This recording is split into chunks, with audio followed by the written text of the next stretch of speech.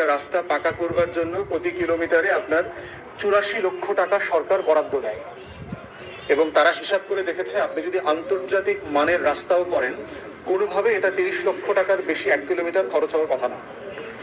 মানে আপনাকে 54 লক্ষ টাকা চুরি করবার সুযোগ দেওয়ার পরেও সেই 30 লক্ষ টাকার কাজটাও আমাদের এই রাজনৈতিক ঠিকাদাররা করে না। কারণ গ্রামে আপনারা জানেন অলমোস্ট সব ঠিকাদার হইলো পলিটিক্যাল, কোনো প্রফেশনাল কন্ট্রাক্টর নাই এখানে। রোড বিল্ডিং এর অথবা ইঞ্জিনিয়ারিং এর কাজ যারা করেন, ব্রিক বিল্ডিং এর কাজ করেন, অলমোস্ট এভরিবডি যাদের সাথে কথা বললাম, ঠিকাদারের খবর নিলাম, ঠিকাদার অমুক দলের তমুক সম্পাদকের পোস্টে আছেন, অমুক দলের অমুক গ্রুপের তমুক পদে আছেন, সব ঠিকাদার হলো পলিটিক্যাল ঠিকাদার। পৌরসভা অঞ্চলে আপনার 1 কিলোমিটার রাস্তার জন্য সরকারের বরাদ্দ হচ্ছে 2.5 কোটি টাকা। সরকারি কর্মকর্তারা বলেছেন যদি আপনি আন্তর্জাতিক মানের রাস্তা করেন এখানে খরচ হবে 1 কিলোমিটারে 84 লক্ষ টাকা সর্বোচ্চ। তাহলে আপনাকে কি পরিমাণ টাকা চুরি করবার জন্য সরকার বরাদ্দ দিচ্ছে, এরপরও হচ্ছে ওই টাকাটার কাজ হচ্ছে না। এই হচ্ছে আমার গ্রামীণ জনপদের দুর্ভোগ, দুরবস্থার